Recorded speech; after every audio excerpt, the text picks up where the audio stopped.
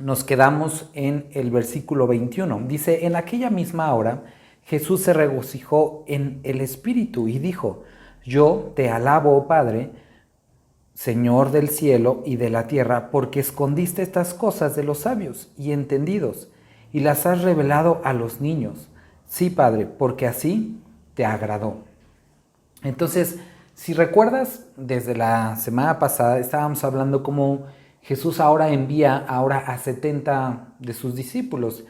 Primeramente mandó 12, y si a lo mejor nunca habías leído esto se te ha agarrado, pero en el capítulo 10, lo que estuvimos leyendo la semana pasada, envía a 70 más. Entonces, Jesucristo no únicamente tenía 12 discípulos, sino tenía muchos más. De esos discípulos que tenía 12 eran aquellos que andaban todo el tiempo con él, que eventualmente se convirtieron en los apóstoles. Pero Jesús estaba rodeado por muchas más personas que le seguían. Y Jesús envía a estos discípulos, regresan contentos porque pudieron compartir, incluso sanaron a personas, sacaron demonios, eso es lo que nosotros vemos en el versículo del 17 al 20. Y cuando llega el versículo 21, Jesús dice que se regocijó. Ahora, la palabra regocijó que encontramos aquí hace referencia a una alegría extrema. Dice que estuvo muy, muy contento por escuchar todo lo que había sucedido con los discípulos que él había enviado. Dice en el Espíritu y dijo, yo te alabo, oh Padre. Entonces podemos saber y podemos ver a través de esto que Jesús se goza, se alegra cuando ve que sus hijos están haciendo aquellas cosas que Él les ha enviado, que Él les ha mandado. Hemos hablado a lo largo de estas semanas acerca de la obediencia, como algo que Dios pide de nosotros es la obediencia. Tristemente muchos han enfocado a lo largo de los años en la onda esta de los sacrificios, ¿no? De que le voy a dar dinero, voy a dejar de comer esto, voy a hacer esto. Y si bien no está mal eso no es lo que Dios ha pedido de nosotros. Cuando nosotros vemos la Biblia, que es el fundamento de la fe cristiana, podemos entender, y lo menciona en 2 ocasiones así súper claro. En el libro de Samuel dice que él estaba cansado de los sacrificios, de los corderos, de la grosura de los animales, que él estaba así hastiado y dice, quiero obediencia, no sacrificios. Y el día de hoy sigue Dios pidiendo lo mismo de nosotros, esa obediencia, y Él se alegra aquí cuando sus hijos, cuando los que Él ha preparado, hacen aquello para cual les envió. También nosotros podemos leer en el Nuevo Testamento que dice que Dios preparó buenas obras para que anduviéramos de antemano. Él preparó estas obras. Eso quiere decir que Él ha escogido caminos para nosotros, buenos caminos, y Él se alegra cuando andamos en estos buenos caminos. Entonces, ¿quieres robarle una sonrisa a Jesús? ¿Quieres robarle una sonrisa a tu Padre que está en los cielos?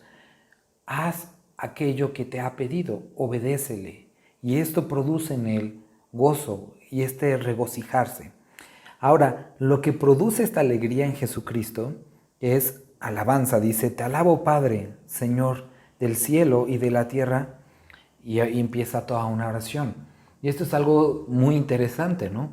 Cómo la alegría en Jesucristo producía alabanza a Dios.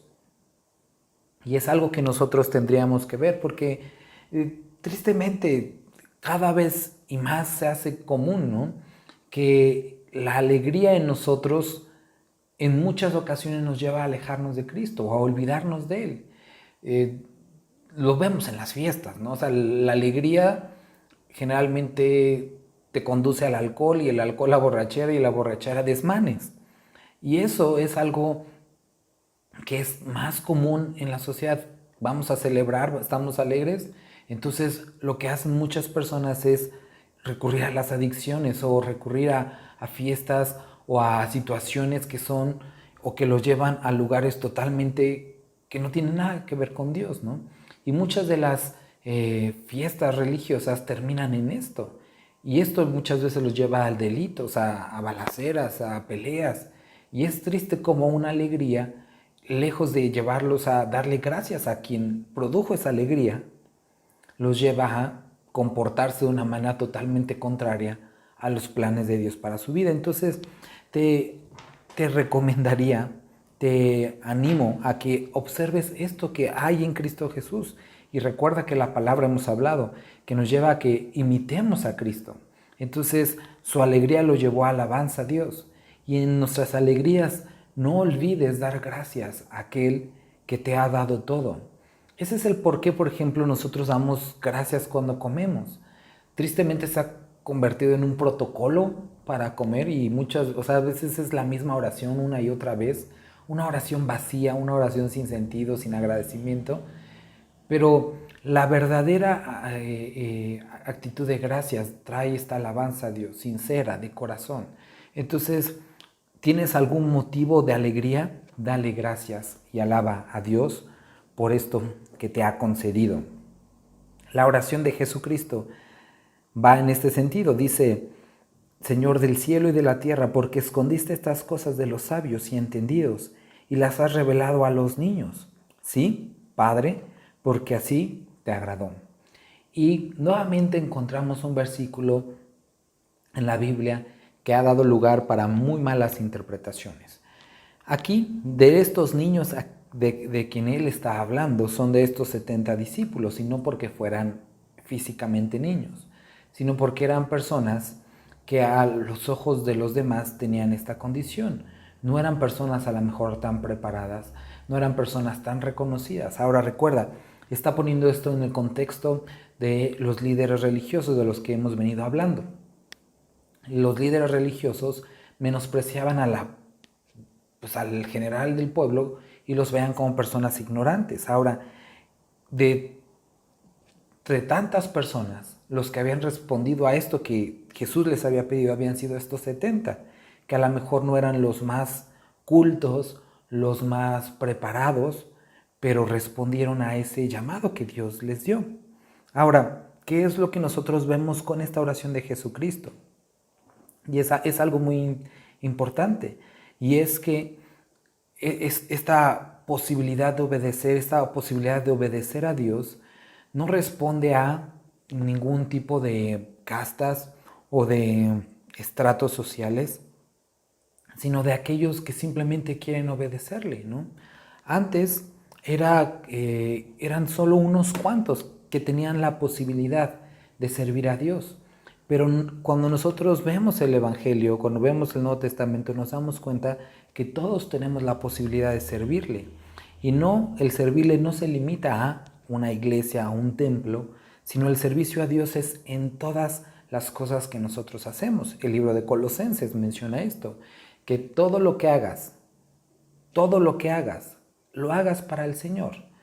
Que trabajes, que vendas, que compres, que hables, que calles, hazlo para el Señor. Y esta es una regla que como creyentes deberíamos de observar. Que sea lo que sea que hagamos, lo hagamos para el Señor.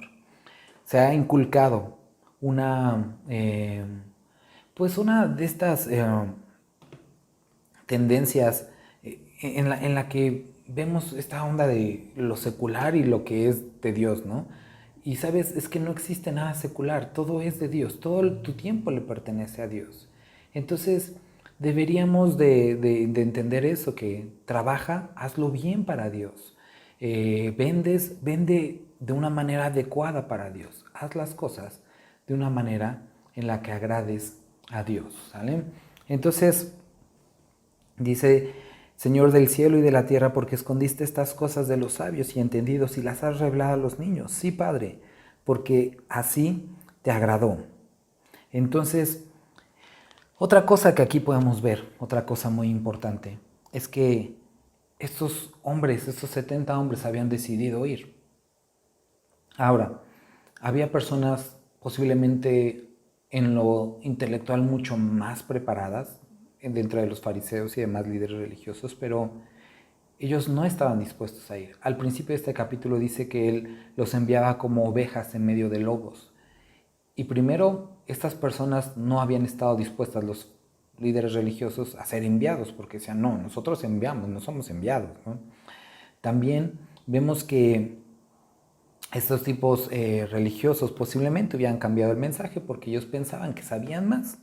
Entonces, y estas personas sencillas no cambiaron el mensaje porque sabían que no había nada en ellos bueno. Y también, por ejemplo, estas personas no se darían el crédito porque sabían que no tenían nada que darse porque la palabra venía de Jesús. Sabían que Dios sabía que ellos se gozarían cuando vieran todas las cosas porque para ellos era nuevo. Y para los líderes religiosos posiblemente dirían, sí, pues fui yo, ¿no? O se dan el crédito a ellos mismos. A lo que quiero ir es que había una actitud interesante en estas son personas sencillas. Y eso es a lo que se refiere, que Dios dio la capacidad incluso a aquellas personas sencillas para poder llevar un mensaje glorioso. Aquel mensaje que desprecian o despreciaron algunos, Dios no se limita por las personas. Cuando Jesucristo entraba a Jerusalén, en este día importante que era el que celebramos el Domingo de Ramos, entra a Jerusalén y los fariseos les dicen, oye, mira lo que están diciendo tus discípulos, diles que se callen, ¿no? Y Jesús les responde, si ellos se callaran, las piedras hablarían. Y obviamente está hablando en un lenguaje figurado, pero a lo que se refería era que incluso, y eso no es figurado, que incluso él podría hacer que las piedras hablaran. Él no necesita a hombres, no los necesita. Él se place en usar a hombres y mujeres para hablar de él, pero él puede usar piedras, ángeles, burros, lo que él quiera. Dios no se limita por nosotros y él se ha placido en que personas incluso que los demás no consideran aptas para revelarles, él les revela el mensaje y puedan ir y hacer su obra. Versículo 23 dice, y volviéndose los discípulos, les dijo aparte, bienaventurados los ojos que ven lo que vosotros veis, porque os digo que muchos profetas y reyes desearon ver lo que vosotros veis y no lo vieron, y oír lo que oís y no lo oyeron. Entonces Jesús va a otra parte, se les queda viendo y les dice, oigan, tienen que entender que la palabra bienaventurados quiere decir como doblemente bendecidos o muy, muy bendecidos, muy gozosos, muy bendecidos. Dice bienaventurados o muy bendecidos los ojos que ven lo que ustedes están viendo. Les dice, esto que ustedes están viviendo el día de hoy es algo que no cualquiera puede ver.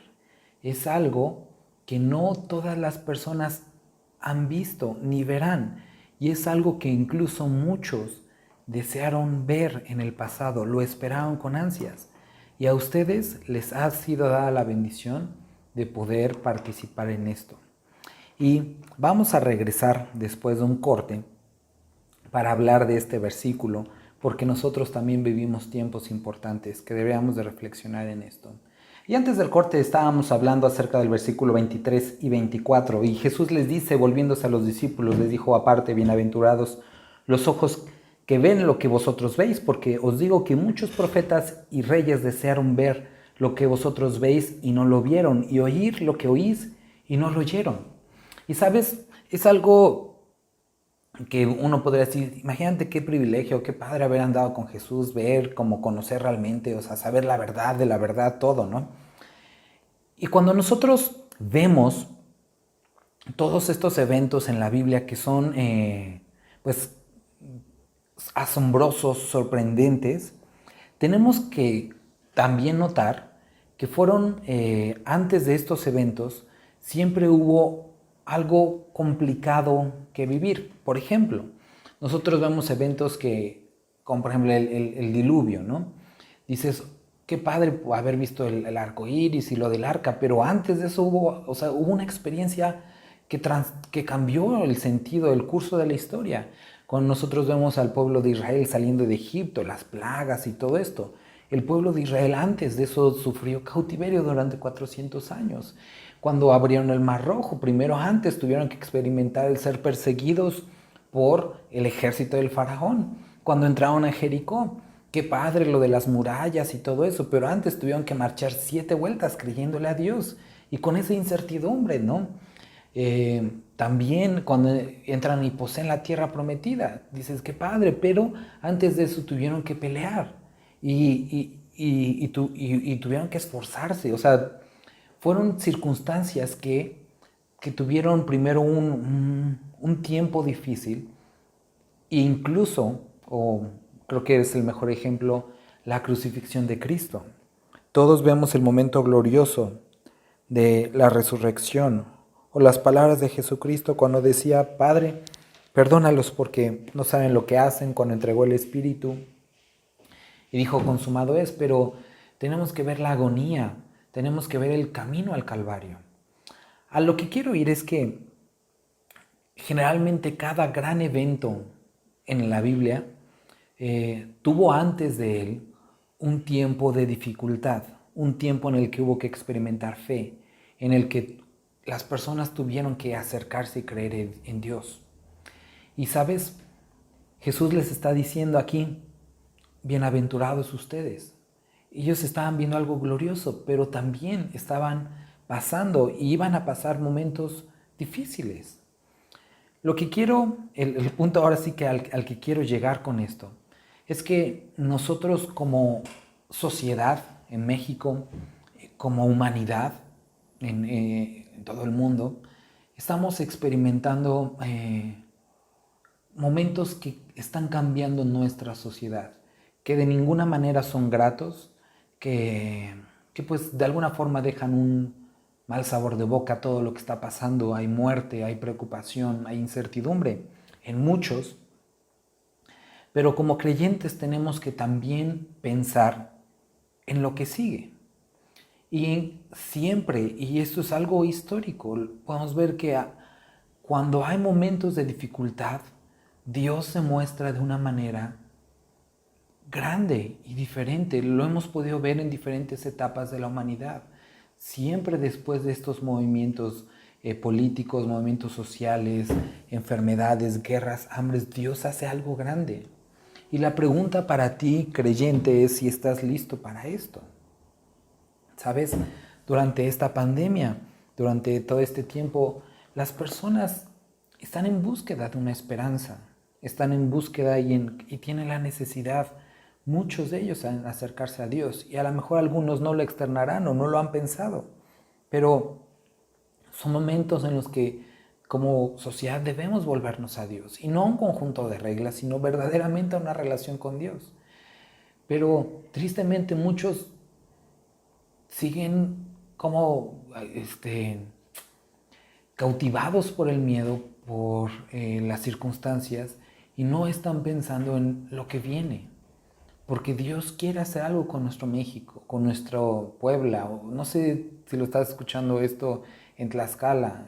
Me han comentado que llega hasta algunos lugares en Veracruz, en el límite Puebla-Veracruz.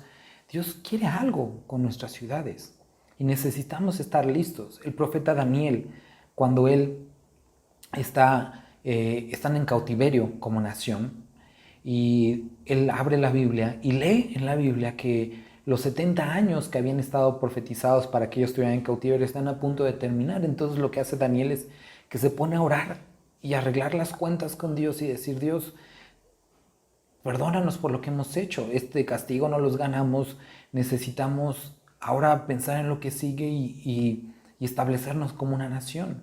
Y sabes, creo que cada uno tenemos que pensar y consultar con Dios qué es lo que Él quería tratar con nosotros a través de estas circunstancias, qué es lo que Él quería enseñarnos, porque definitivamente algo Dios tiene que decirnos acerca de esto, a cada uno en particular.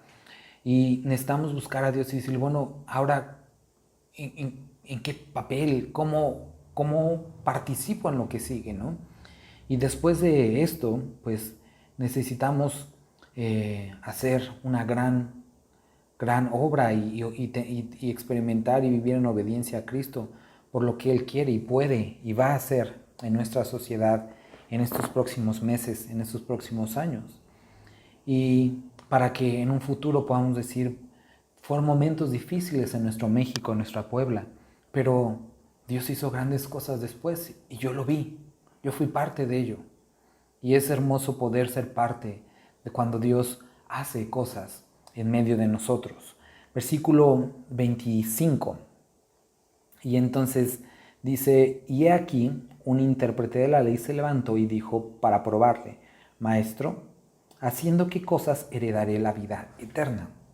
Entonces, aquí está este hombre que dice que era intérprete de la ley. Entonces era una persona que sabía, era uno de los líderes religiosos, era una persona muy bien documentada, que sabía muy bien. Y dice que hace esta pregunta para probarle. Sus intenciones no las conocemos, pero sabemos que quería probarle, saber si sabía. Entonces, la pregunta es, ¿qué tengo que hacer para ganar la vida eterna? Ahora, Jesús le dice, bueno, como tú eres un intérprete de la ley, entonces dime qué es lo que dice la ley. Y entonces él responde, amarás al Señor tu Dios con todo tu corazón y con toda tu alma y con todas tus fuerzas y con toda tu mente y a tu prójimo como a ti mismo. Y resumió la ley en un solo mandamiento. Eso nos habla que era una persona con cierto entendimiento, porque había podido resumir la ley y toda esta serie de leyes en esto, en amarás al Señor tu Dios con todo tu corazón, toda tu alma y todas tus fuerzas, y toda tu mente, y a tu prójimo como a ti mismo. Ahora, para avanzar, tendríamos que poder entender muy bien la pregunta, ¿qué puedo hacer para ganar la vida eterna? Ahora, no sé qué es lo que tú te imagines que es la vida eterna. La vida eterna no se refiere únicamente a inmortalidad, a esta forma en la que después de morir vamos al cielo. No se refiere únicamente a eso. Se refiere a una permanencia, a una comunión con el Padre.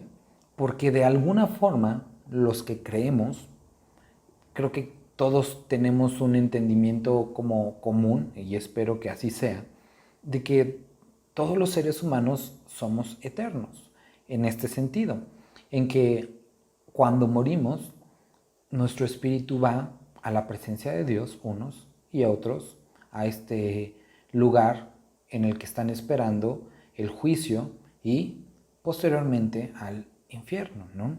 Cuando no aceptaron a Cristo Jesús. Entonces, todos tienen esta vida eterna, sea para condenación o sea para vida con Él. Entonces, con esto respondo lo que este hombre preguntaba. La vida eterna se refiere a este estar con Dios, no simplemente a esta inmortalidad, sino a estar con Cristo Jesús. Nosotros vemos esto en los evangelios, dice, y esta es la vida eterna, que te conozcan a ti. Entonces, la vida eterna tiene que ver con esta relación con Cristo. Y esta relación se puede experimentar desde este momento y trasciende a la eternidad. Entonces, le dice, ¿cómo puedo heredar la vida eterna? Y eso es a lo que se refiere, el poder tener después de esta vida el estar en la presencia de Dios. Dice aquel, respondiendo, dijo, amarás al Señor. Bueno, lo que ahorita ya leímos. Y Jesús le contesta, le dijo, bien has respondido, haz esto y vivirás. Pero este hombre se quedó como, bueno, esto ya lo sabía, ¿no? No pude como hacerlo decir nada, ¿no? Y Jesucristo donde lo está llevando es, ¿tú conoces la Biblia? ¿Conoces la ley? Eso es lo que dice, eso es lo que tienes que hacer. ¿Qué otra pregunta? Pero aquí se describe cuál es realmente el verdadero asunto. Y este relato, muchos lo identifican como una base para el trabajo social, pero es desafortunado porque esto no da una base, un incentivo a que se trabaje o haga labor social. No quiero decir que no sea correcto o adecuado, es algo bueno, pero no habla de esto del buen samaritano. Muchos dicen, es que hay que ser buenos samaritanos y ayudar a los demás y todo eso, pero tenemos que ver cuál era la cuestión que realmente había en el corazón de este hombre, qué es lo que Jesús quiere descubrir. Y le dijo, bien has respondido, haz esto y vivirás. Pero él, queriendo justificar que él no estaba haciendo esto, a sí mismo dijo a Jesús, ¿quién es mi prójimo? Entonces, nosotros vemos que este hombre tenía la capacidad de entender la ley, podía incluso resumirla de una manera muy adecuada. Y el problema de él no era la falta de conocimiento, sino la falta de obediencia.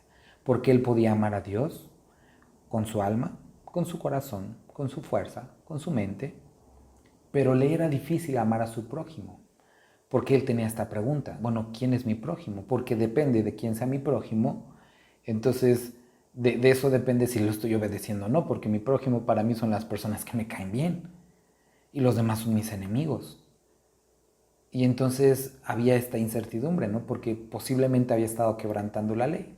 Porque también tendrás que recordar que la Biblia dice que si rompes la ley en un mandamiento, te haces acreedor a ser culpable de toda. O eso, bueno, eso es lo que decía en el Antiguo Testamento, ¿no? Entonces, por eso era imposible que el hombre se relacionara con Dios a través de la ley. Por eso necesitábamos a Cristo. Porque con una vez que lo hubiéramos quebrantado, en una sola fracción, nos hacíamos culpables de todos. Y entonces la paga del pecado era muerte. Pero en Cristo Jesús había o hay esperanza. Él es la vida eterna y Él puede transformar y borrar nuestros pecados y acercarnos al Padre. Pero vamos a seguir hablando esto. Y todo inicia con una pregunta de un hombre experto en la ley, un intérprete de la ley. Dice que cómo podía heredar la vida eterna. Y Jesucristo le dice, bueno, él contesta acerca de que él sabía que en la ley decía, amarás al Señor tu Dios con toda tu alma, con todas tus fuerzas, y también amarás a tu prójimo como a ti mismo. Pero él se justifica y dice, bueno, es que no sé si yo he cumplido esto porque no sé muy bien quién es mi prójimo. Entonces, esta es una complicación que muchos a veces nos enredamos, ¿no? Porque según nuestra conveniencia o según nuestro agrado, definimos quién es nuestro prójimo. Ahora, esto tiene mucha importancia porque cuando nosotros vamos al Nuevo Testamento, en Primera de Juan capítulo 4, nos dice en el versículo 20, si alguno dice yo amo a Dios y aborrece a su hermano, es mentiroso, pues el que no ama a su hermano, a quien ha visto, ¿cómo puede amar a Dios a quien no ha visto? Y Juan, el libro de Juan es súper interesante y si quieres saber más del libro de Primera de Juan, te animo a que te conectes el día de hoy. Tenemos todos los martes a las 8, viernes a las 8 y domingos a las 11 de la mañana estamos estudiando las cartas de Primera de Juan. Y hoy vamos a estar en el capítulo 2. Pero bueno, aquí dice en el Primera de Juan capítulo 4, versículo 20, que si tú dices yo amo a Dios, pero aborreces a tu hermano, eres un mentiroso. Y expone un argumento bastante lógico, ¿no? Porque dice, ¿cómo puedes amar a Dios que no lo ves y a tu hermano que sí lo ves no amarlo? O sea, no puedes hablar, ¿cómo es posible eso, no? Y esto es algo muy importante porque el odiar, el aborrecer, es una muestra de que no permanecemos en Dios. Esto lo dice en 1 Juan capítulo 2, que una característica de aquellos que estamos caminando en Dios debería o es el amor. Jesucristo mismo lo dice, en eso conocerán que son mis discípulos, en que se aman unos a otros. Entonces el amor es la regla. Ahora la pregunta importante es, bueno, ¿qué tipo de amor, no? No el amor en el que a veces nos hemos estado acostumbrando, sino el amor explicado en la Biblia, el amor que no se aparta de la obediencia a Dios, no se aparta de su propia palabra, ¿no? Y eso, bueno, es un tema más amplio y que si te gustaría conocer de este, te animo a que puedas también consultar. Ahí tenemos un estudio bíblico en Facebook también de 1 de Juan capítulo 1. Ahí hablo acerca del amor. 1 de Juan capítulo 1. Lo puedes ver en Facebook, en Calvary Chapel, Puebla. Bueno, entonces aquí está este hombre con la pregunta, ¿quién es mi prójimo? Entonces Jesucristo le cuenta esta historia.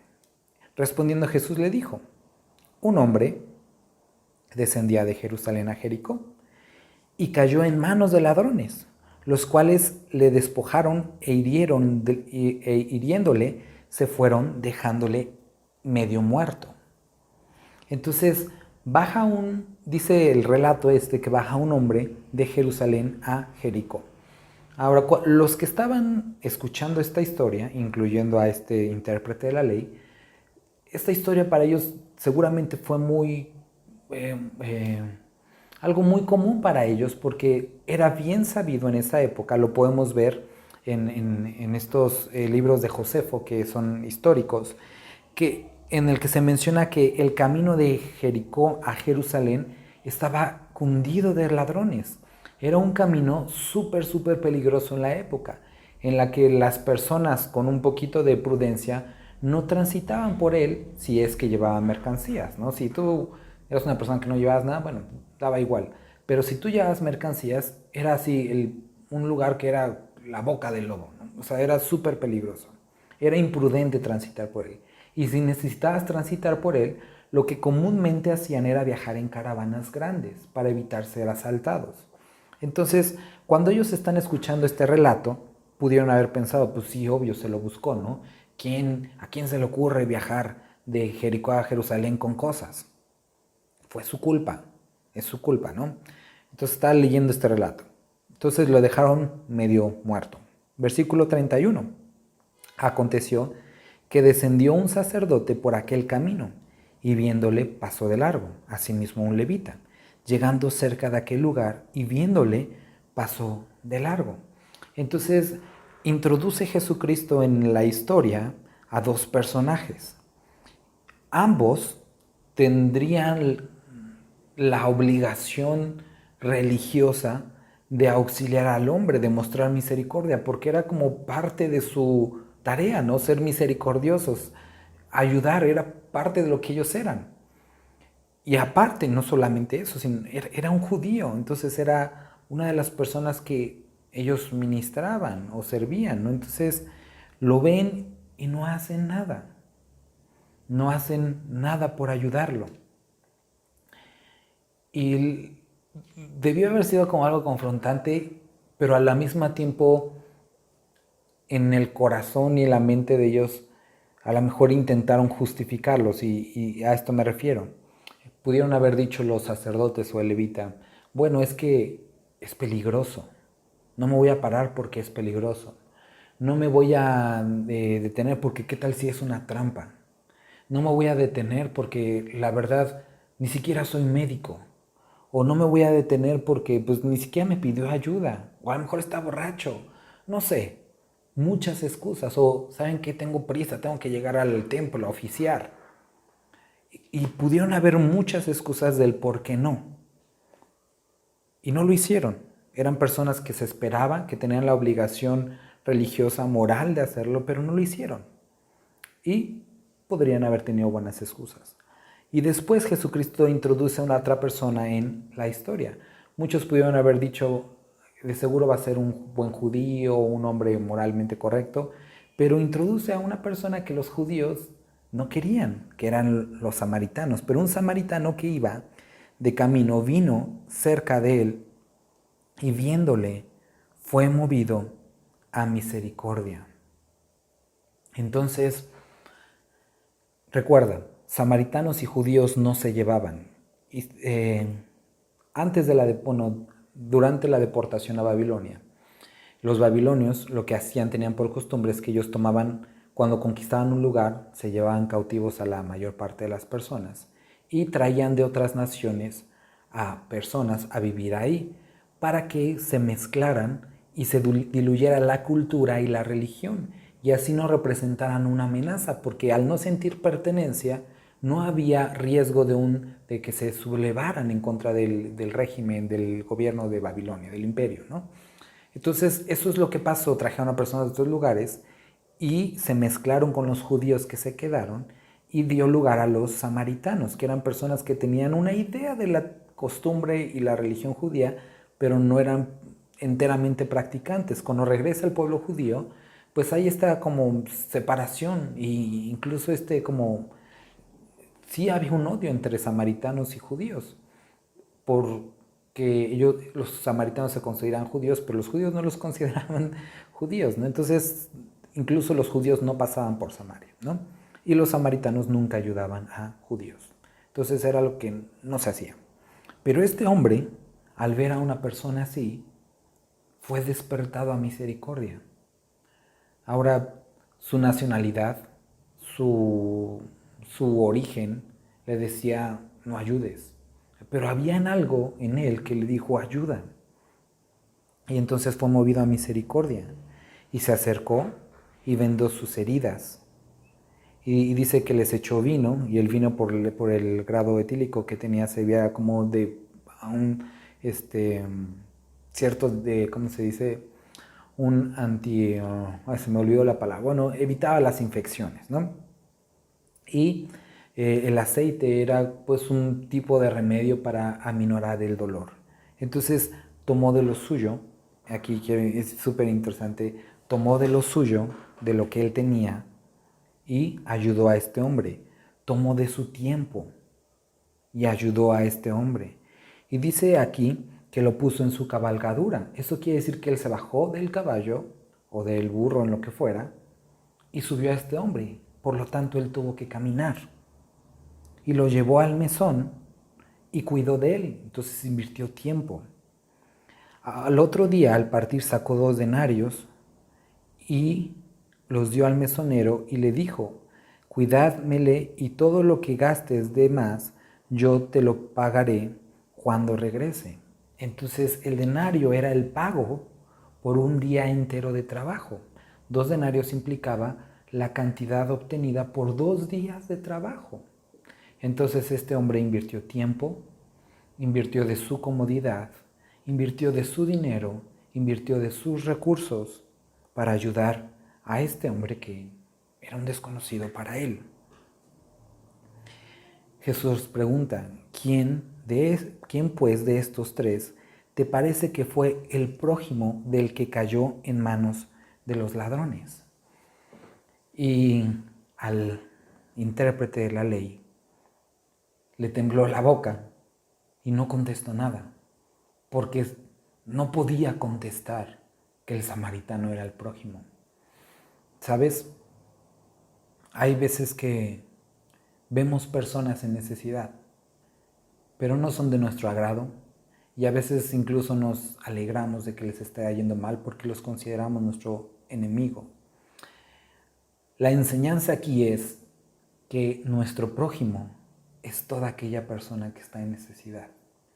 Quien se nos presente enfrente y que necesite de nuestra ayuda, nosotros tenemos esta obligación de amor de parte de Dios, de darnos, de ayudar.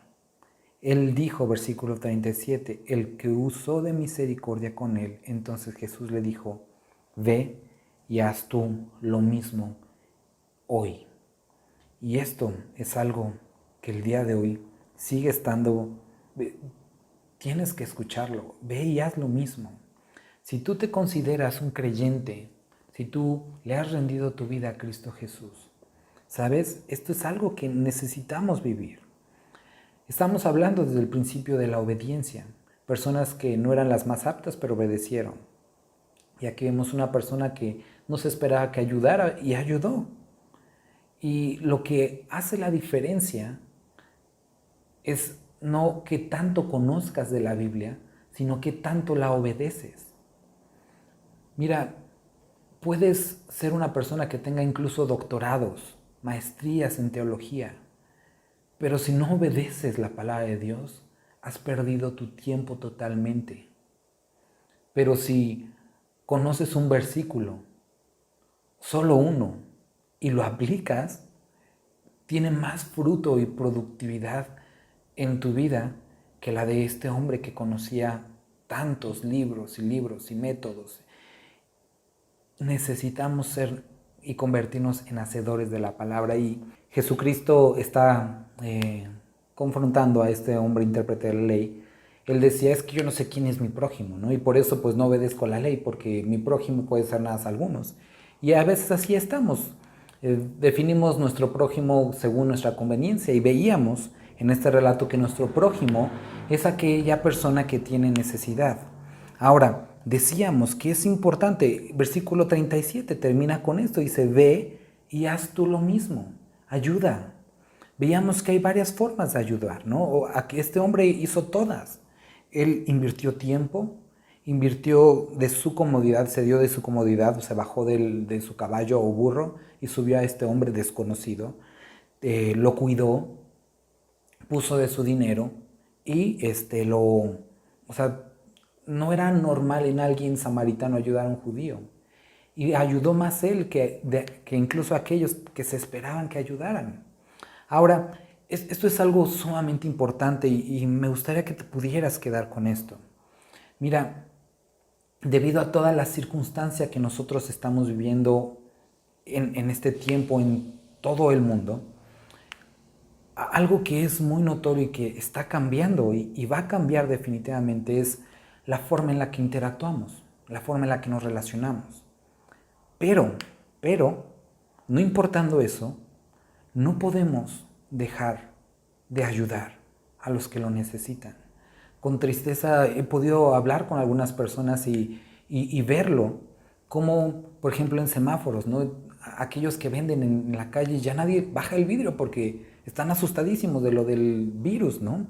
Y de alguna forma todos tienen o muchos tienen este temor, pero estas personas están en necesidad. Personas que antes, por ejemplo, pedían una moneda, ahora ya nadie baja el vidrio. El, el miedo, el miedo ha consumido a la sociedad, de tal forma que aquellos que están en vulnerabilidad están siendo tan afectados, ¿no? Escuchaba de una mujer, ¿no?, que se dedicaba a vender pues, ciertas cositas que ella hacía, artesanías, y dice, de que empezó todo esto no he vendido, o sea, ni siquiera el 2% de lo que antes vendía, porque las personas no quieren, están asustadas, ¿no? Y como creyentes necesitamos pensar en esto. Escuchaba la otra vez a una persona y que decía, no, nosotros no tenemos prisa de volvernos a reunir. Y a mí se me hizo algo bien triste porque dije, es que como creyentes no podemos dejar de hacer aquellos que Dios nos enseñó y pide de nosotros. Vuelvo a repetir, hablábamos de obediencia y hace un momento hablábamos de que a todo gran muestra de poder de Dios, antes de eso siempre hay un momento de dificultad, lo vemos históricamente. Y vivimos como sociedad un momento de dificultad en el que necesita hombres, mujeres, creyentes valientes, que estén dispuestos a ir y ayudar a los que lo necesitan. Sabes, muchas personas necesitan hoy de Cristo Jesús. Eso es lo que necesita el mundo. Pero si la iglesia está paralizada en miedo, en temor, en ay el virus, y o sea, existe, es peligroso, es contagioso, hay que tener las precauciones necesarias totalmente. Pero la Biblia dice que el perfecto amor echa fuera todo temor. Dios no nos llamó a tener miedo. Y como iglesia debes de entender esto, como creyente. Dios no te llamó a vivir en temor. Tampoco en imprudencia, no estoy diciendo eso. Pero necesitamos ver las formas de poder ayudar, poder extender nuestra mano a los que lo necesitan. Porque esto has pasado, o sea, cuando vas al súper, o sea, las personas ya ni siquiera se miran. O sea, hablar pues muchísimo menos, ¿no? Por el miedo. Pasa alguien cerca de ti así como que te alejas y eso es triste. Porque hay personas muy necesitadas. Y hay momentos en las que una llamada, una videollamada no es suficiente. Se necesita personas prudentes, con el cuidado necesario, sí, pero que vayan, que vayamos y ayudemos y alcancemos a aquellos que están en necesidad. Me gustaría que pudieras reflexionar en esto. Jesucristo le dice, ve y haz esto tú hoy. Y necesitamos continuar ayudando, continuar sirviendo, continuar siendo luz en medio de una sociedad que necesita cada vez más a Dios.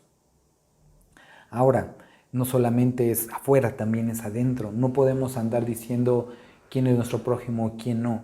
Nuestro prójimo es todas aquellas personas que tengan necesidad, incluso aquellos que no son de nuestro agrado. La palabra de Dios también lo leímos aquí en el libro de Lucas, ¿no? Nos llama a que ayudemos a los que son nuestros enemigos, que los bendigamos. Y sabes, eso es algo muy importante. Los judíos les enseñaban a hacerle bien a los demás, pero odiar a su prójimo. Y a eso, no solamente judíos, la sociedad está acostumbrada. A los que te hacen mal, hazles mal, y a los que te hagan bien o que te caen bien, pues si puedes, hazles bien, y si no, pues ni modo. Pero necesitamos como creyentes cambiar esto, y necesitamos ser personas que hagamos bien. El libro de Gálatas dice: haced bien a todos, mayormente a los de la fe. Esto es algo que Cristo nos llamó a hacer. Y tú no puedes hablar de que amas a Dios si no amas a tu prójimo. Eso es lo que nos dice Primera de Juan, capítulo 2. Y no puedes decir que tienes comunión con Él si no andas como Él anduvo. Y estas son las cosas que Cristo hacía. Él amaba a las personas. El amor también se muestra de formas diferentes. No siempre es dar, no siempre es alimentar. A veces es un consejo, a veces es simplemente callar, estar junto a ellos. A veces es disciplinar, a veces es regañar. El amor tiene que ser guiado también por la palabra de Dios. Y cuánta necesidad tenemos nosotros de entender esto en estos últimos tiempos.